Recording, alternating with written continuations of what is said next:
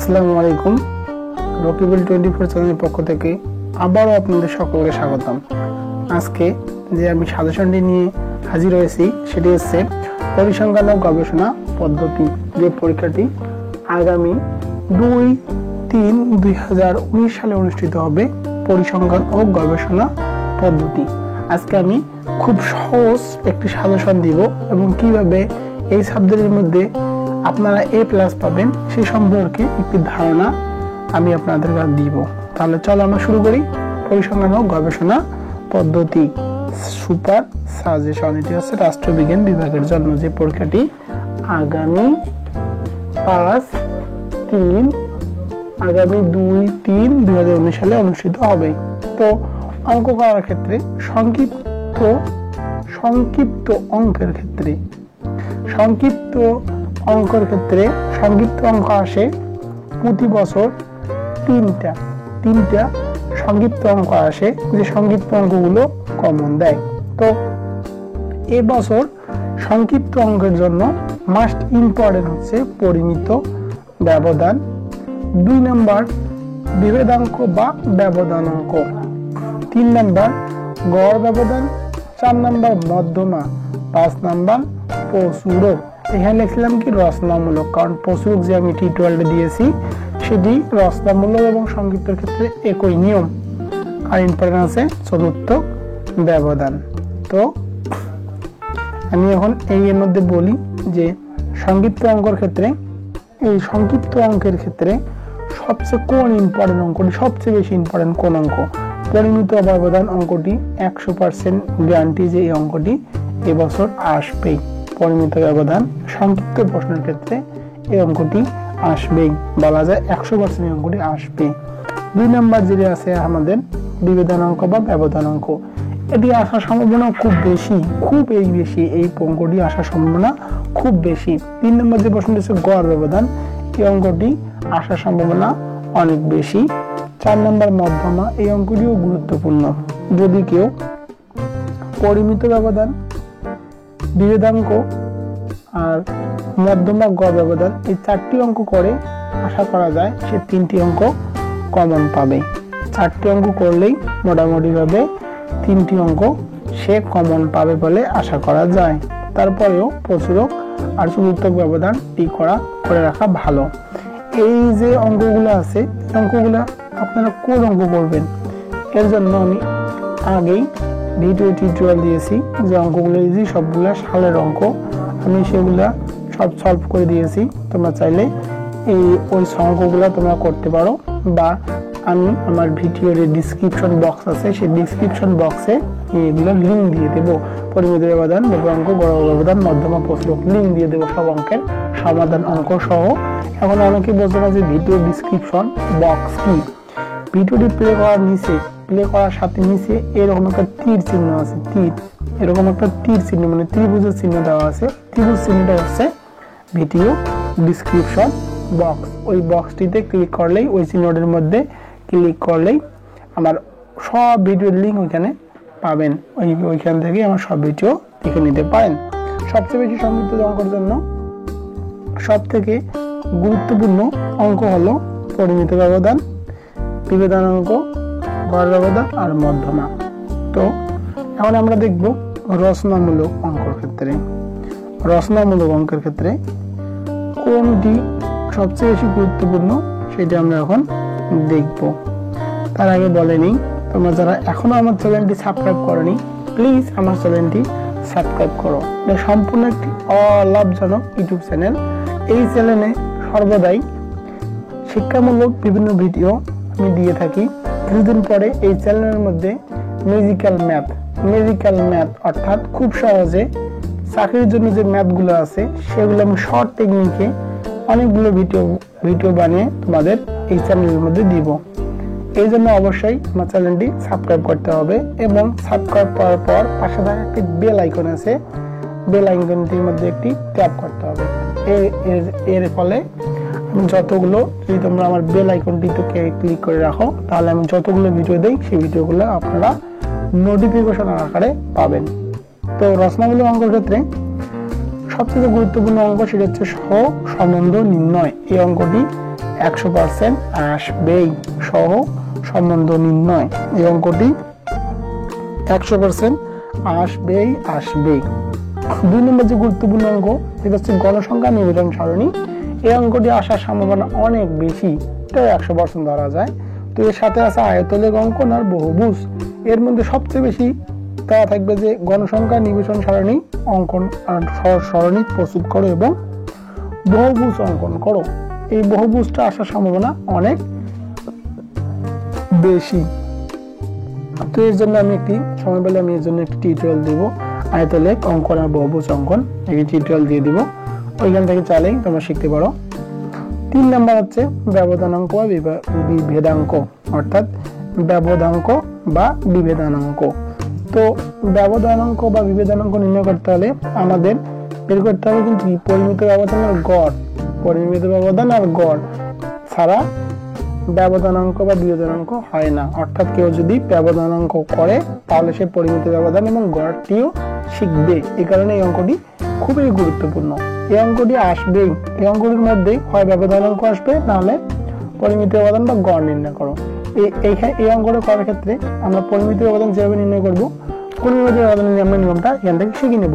বা গড়ের নিয়মটা এখন যদি প্রশ্ন থাকে শুধু গড় নির্ণয় করো, তাহলে যে গড়ের যে নিয়মটা এই অঙ্কটার ক্ষেত্রে করেছি আমি, ওই অঙ্কটা করলেই অ্যানার হয়ে যাবে।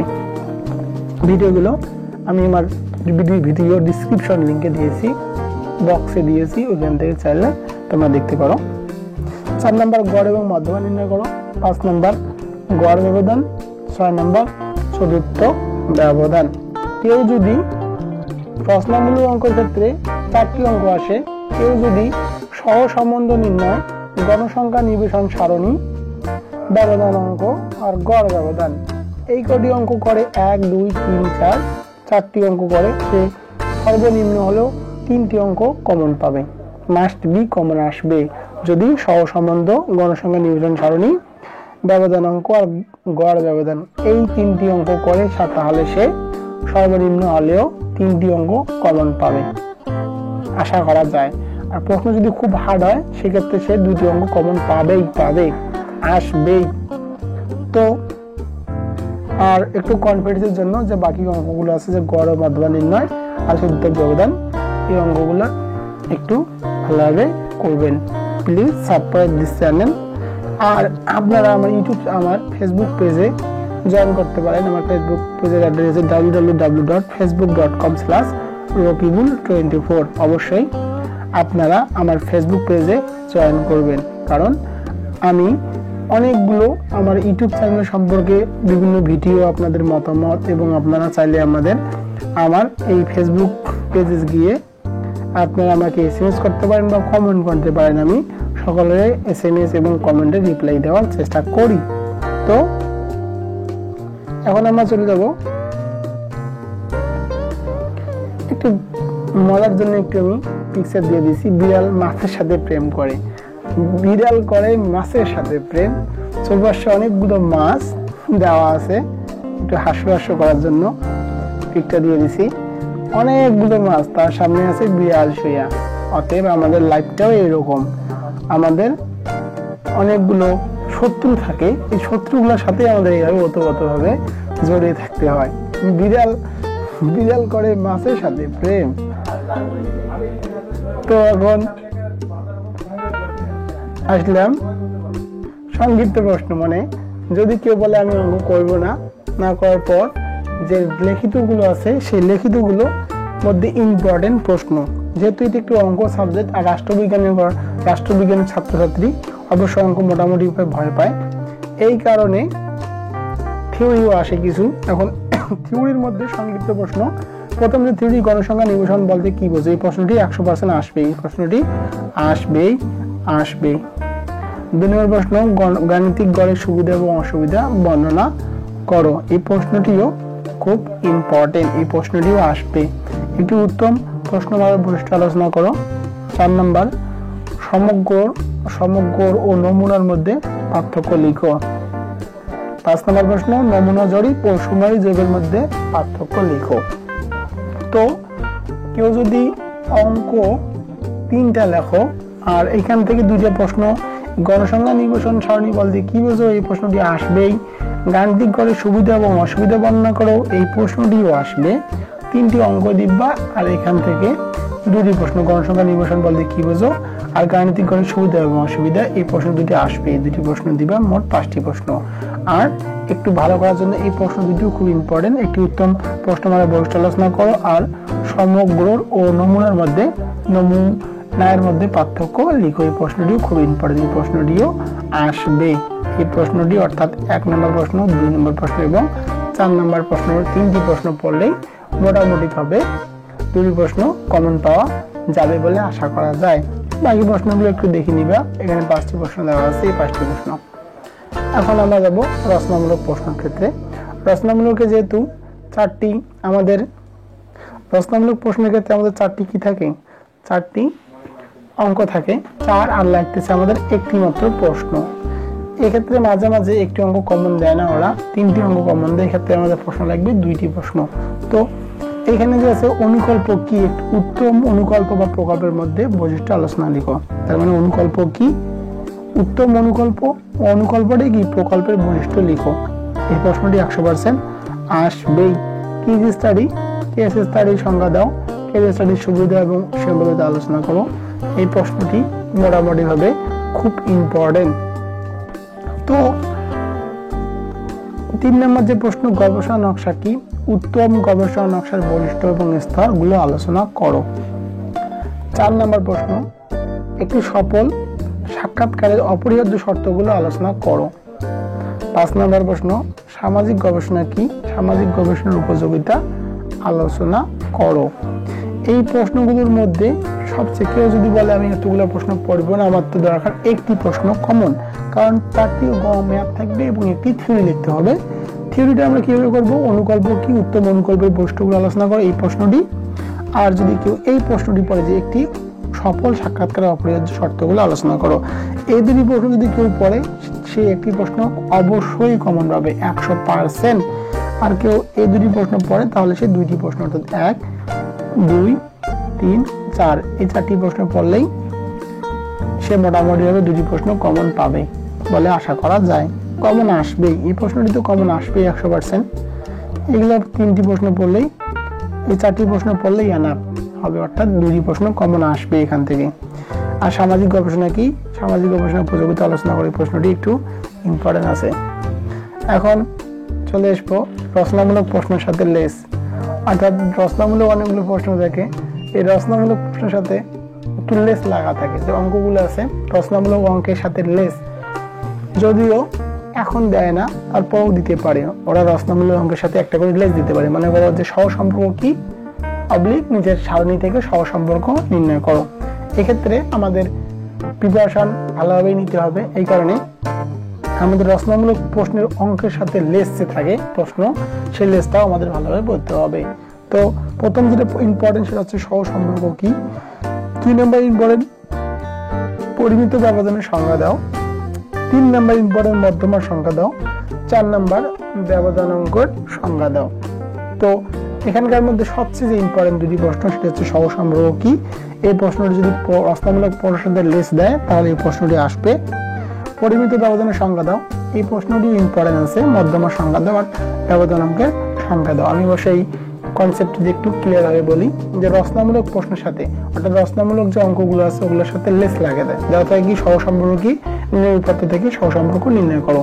তখন কি করবা, কিন্তু বেশিরভাগ ক্ষেত্রে এরকম এখন দেয় না, কারণ এখন লেস লাগায় না, শুধুমাত্র অঙ্কটা দিয়ে বলে যে অঙ্কটি সমাধান করো। সেক্ষেত্রে এগুলো না পড়লেই হবে, কিন্তু ওদের তো ঠিক ঠিকানা নাই, ন্যাশনাল ইউনিভার্সিটি তো কোন বছর কিরকম প্রশ্ন করে সেটা বোঝা যায় না। এজন্য এগুলো পড়তে হবে, কারণ যদি কেউ এগুলো পড়তে না চাও কমপক্ষে হলেও সহসম্পর্ক কি আর পরিমিত ব্যবধানের সংজ্ঞা দাও, এই 2টি প্রশ্ন মাস্ট বি মুখস্থ করি পরীক্ষা হলে দিতে যাবা। এখন তো আমি এখন বলি, তোমার আপনাদের সকলকে বলি যে সবসময় পরীক্ষার পরিমিত ব্যবধান, পরিসংখ্যান এবং গবেষণা পদ্ধতিতে সবসময় তোমরা কি করবা, রচনামূলক প্রশ্ন এবং সংক্ষিপ্ত প্রশ্ন যে ম্যাথগুলো আছে সেই ম্যাথগুলো দিবা, দেওয়ার চেষ্টা করবা। ম্যাথগুলো আমি অবশ্য সবগুলো সলভ করে দিছি, তোমরা হুবহু কমন পাবা না, কিন্তু নিয়মটা কমন পাবা। ওই নিয়মে অঙ্কগুলো করে যাবা, কোনো সমস্যা নাই। আর একটু সমস্যা হইতে পারে যে পয়েন্টের পরে 3 ঘর, তোমরা সবসময় পয়েন্টের পরে 3 ঘর নিবা। নেওয়ার পর 4 ঘরে যদি 5-এর উপরে সংখ্যা থাকে তো 1 ঘর আগে নিবা। আমি আবার বলতেছি, তোমরা অঙ্ক করার ক্ষেত্রে সবসময় 3 ঘরের সংখ্যা নিবা, পয়েন্টের পরে 3 ঘরের সংখ্যা নিবা। 3 ঘরের পরে যদি 5-এর ঊর্ধ্বে কোনো মানে 6, 7, 8, 9 থাকে তো 3 ঘরের শেষের যে সংখ্যাটা আছে সেই সংখ্যাটি 1 বেশি করে নিয়ে অঙ্ক করবে। তো ভিডিওটি যদি ভালো লেগে থাকে অবশ্যই লাইক, কমেন্ট এবং শেয়ার দিতে ভুলবেন না, এবং আমার চ্যানেলটি অবশ্যই সাবস্ক্রাইব করবেন, এবং আপনাদের যতগুলো ফ্রেন্ড আছে দয়া করে আপনাদের ফ্রেন্ডের সাথে এই ভিডিওটির কথা বলবেন, এবং রকিবুল 24 যে একটি শিক্ষামূলক চ্যানেল এই সম্পর্কে সবাইকে অবগত করবেন। আসসালামু আলাইকুম।